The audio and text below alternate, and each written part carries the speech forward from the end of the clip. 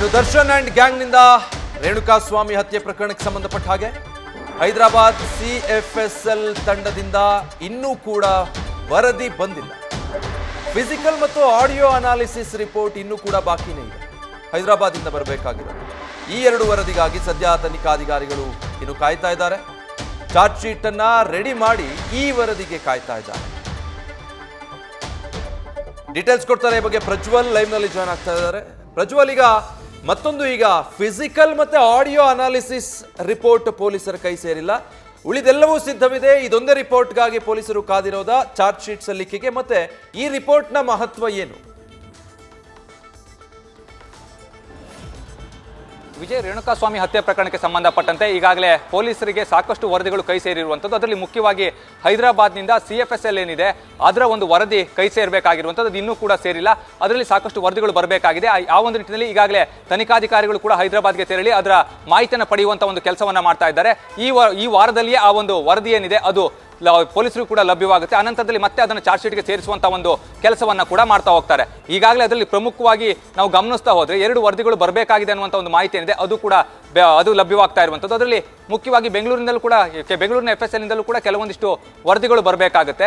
ಮುಖ್ಯವಾಗಿ ನಾವು ಗಮನಿಸ್ತಾ ಹೋದ್ರೆ ಒಂದು ಫಿಸಿಕಲ್ ಅನಾಲಿಸಿಸ್ ಹಾಗೆ ಆಡಿಯೋ ಅನಾಲಿಸಿಸ್ ವರದಿ ಏನಿದೆ ಅವೆರಡು ಬರಬೇಕಾಗಿರುವಂಥದ್ದು. ಅವೆರಡು ಬಂದ ನಂತರದಲ್ಲಿ ಮತ್ತೆ ಚಾರ್ಜ್ ಶೀಟ್ ನಲ್ಲಿ ಆ ವಿಚಾರವನ್ನು ಕೂಡ ಸೇರಿಸ್ತಾ ಹೋಗ್ತಾರೆ. ಈಗಾಗಲೇ ಚಾರ್ಜ್ ಶೀಟ್ ಅನ್ನು ಕೂಡ ರೆಡಿ ಮಾಡುವಂತಹ ಒಂದು ಕೆಲಸವನ್ನ ಪೊಲೀಸರು ಮಾಡ್ತಾ ಇರುವಂಥದ್ದು. ಯಾಕೆ ಅಂತ ಹೇಳಿದ್ರೆ 90 ದಿನಗಳ ಒಳಗಾಗಿ ಅವರು ಚಾರ್ಜ್ ಶೀಟ್ ಅನ್ನು ಸಲ್ಲಿಸಬೇಕಾಗುತ್ತೆ. ಆ ನಿಟ್ಟಿನಲ್ಲಿ ಸಂಪೂರ್ಣವಾದಂತಹ ಒಂದು ಮಾಹಿತಿಯನ್ನು ಕೂಡ ಕಲೆ ಹಾಕಬೇಕಾಗುತ್ತೆ. ಅದೇ ರೀತಿ ಎಲ್ಲ ರಿಪೋರ್ಟ್ಗಳ ಬಗ್ಗೆಯೂ ಕೂಡ ಉಲ್ಲೇಖವನ್ನು ಮಾಡಬೇಕಾಗುತ್ತೆ. ಯಾಕೆ ಅಂತ ಹೇಳಿದ್ರೆ ಈ ಒಂದು ಪ್ರಕರಣದಲ್ಲಿ ಟೆಕ್ನಿಕಲ್ ಎವಿಡೆನ್ಸ್ ಗಳನ್ನ ದೃಢಪಡಿಸಲೇಬೇಕಾದಂತಹ ಒಂದು ಅನಿವಾರ್ಯ ಪರಿಸ್ಥಿತಿ ಇರುತ್ತೆ. ಇಲ್ಲ ಅಂತ ಹೇಳಿದ್ರೆ ಸಾಕ್ಷಿಗಳೇನಿರ್ತವೆ ಅವು ಯಾವುದು ಕೂಡ ಆರೋಪಿಗಳ ವಿರುದ್ಧವಾಗಿ ನಿಲ್ಲಲಿಕ್ಕೆ ಸಾಧ್ಯವಾಗೋದಿಲ್ಲ. ಆ ಒಂದು ನಿಟ್ಟಿನಲ್ಲಿ ಈ ಎಲ್ಲ ಒಂದು ರಿಪೋರ್ಟ್ ಗಳನ್ನ ಕೂಡ ಪಡೆಯುವಂತಹ ಒಂದು ಕೆಲಸವನ್ನ ಈಗಾಗಲೇ ಪೊಲೀಸರು ಕೂಡ ಮಾಡ್ತಾ ಇರುವಂತದ್ದು. ಮತ್ತೊಂದು ಕಡೆಯಲ್ಲಿ ಗಮನಿಸ್ತಾ ಹೋದ್ರೆ ಅಂದ್ರೆ ಇಲ್ಲಿ ಮುಖ್ಯವಾಗಿ ಆಡಿಯೋ ಅನಾಲಿಸಿಸ್ ಆಗಿರಬಹುದು ಅಥವಾ ಫಿಸಿಕಲ್ ಅನಾಲಿಸಿಸ್ ವರದಿಗಳೇನಿರ್ತವೆ ಅವು ಕೂಡ ಪ್ರಮುಖವಾದಂತಹ ಒಂದು ಪಾತ್ರವನ್ನು ವಹಿಸ್ತಾ ಹೋಗುತ್ತೆ. ಈ ಒಂದು ಪ್ರಕರಣದಲ್ಲಿ ಆರೋಪಿಗಳು ಯಾವ ರೀತಿಯಲ್ಲಿ ಹಲ್ಲೆ ಮಾಡಿದ್ದಾರೆ ಅನ್ನೋದ್ರ ಬಗ್ಗೆ ಆಗಿರ್ಬೋದು ಅಥವಾ ಆರೋಪಿಗಳ ಧ್ವನಿ ಆಗಿರ್ಬೋದು ಇವೆಲ್ಲವೂ ಕೂಡ ಪ್ರಮುಖವಾದಂತಹ ಒಂದು ವಿಚಾರವಾಗ್ತಾ ಹೋಗುತ್ತೆ. ಈಗಾಗಲೇ ಇಬ್ಬರು ಆರೋಪಿಗಳ ಮೊಬೈಲ್ ಅನ್ನು ಕೂಡ ರಿಟ್ರೀವ್ ಮಾಡಿದಂತಹ ಸಂದರ್ಭದಲ್ಲಿ 4 ಫೋಟೋಗಳು ಕೂಡ ಪತ್ತೆಯಾಗಿತ್ತು. ಅದರಲ್ಲಿ ಪ್ರಮುಖವಾಗಿ 2 ಫೋಟೋಗಳು ರೇಣುಕಾಸ್ವಾಮಿ ರಕ್ತದ ಮಡುವಿನಲ್ಲಿ ಬಿದ್ದಿರುವಂತಹ ಫೋಟೋಗಳು, ಮತ್ತೊಂದು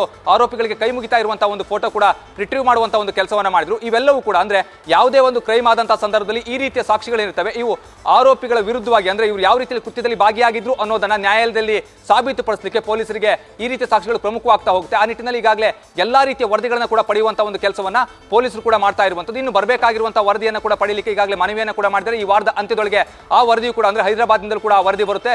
ವರದಿ ಬಂದ ನಂತರದಲ್ಲಿ ಅದನ್ನ ಕೂಡ ಇಲ್ಲಿ ಈ ಒಂದು ಚಾರ್ಜ್ ಶೀಟ್ ನಲ್ಲಿ ಸೇರಿಸುವಂತಹ ಒಂದು ಕೆಲಸವನ್ನ ಮಾಡ್ತಾ ಹೋಗ್ತಾರೆ.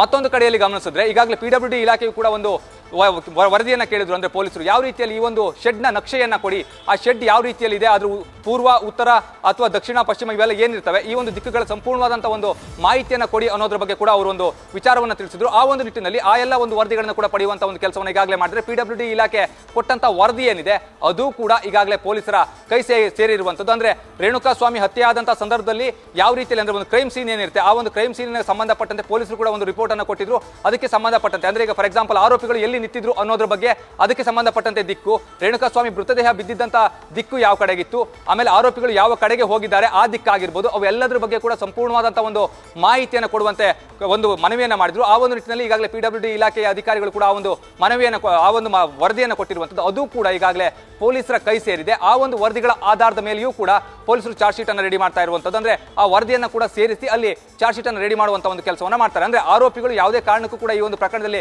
ತಪ್ಪಿಸಿಕೊಳ್ಳಲಿಕ್ಕೆ ಅವಕಾಶಗಳು ಇಲ್ಲವೇ ಇಲ್ಲ ಅಂತಾನೆ ಹೇಳ್ಬೋದು. ಯಾಕೆ ಅಂತ ಹೇಳಿದ್ರೆ ಅಷ್ಟೊಂದು ಕರಾರುವಕ್ಕಾಗಿ ಇವರು ಚಾರ್ಜ್ ಶೀಟ್ ಅನ್ನ ರೆಡಿ ಮಾಡ್ತಾ ಇರುವಂತದ್ದು. ಒಂದು ಸಣ್ಣ ಎವಿಡೆನ್ಸ್ ಅನ್ನ ಕೂಡ ಬಿಡ್ತಾ ಇಲ್ಲ. ಅದೇ ರೀತಿಯಲ್ಲಿ ಪ್ರತಿಯೊಂದನ್ನು ಕೂಡ ಅಂದ್ರೆ ಸಾಕ್ಷಿ ಇದೆ ಅಂತ ಹೇಳಿದ್ರೆ ಸಾಕ್ಷಿಯನ್ನ ದೃಢಪಡಿಸುವಂತ ಅಂಶಗಳನ್ನ ಕೂಡ ಇಲ್ಲಿ ಉಲ್ಲೇಖ ಮಾಡುವಂತ ಒಂದು ಕೆಲಸವನ್ನ ಪೊಲೀಸರು ಮಾಡ್ತಾ ಇದ್ದಾರೆ. Vijay, thank you Prajwal.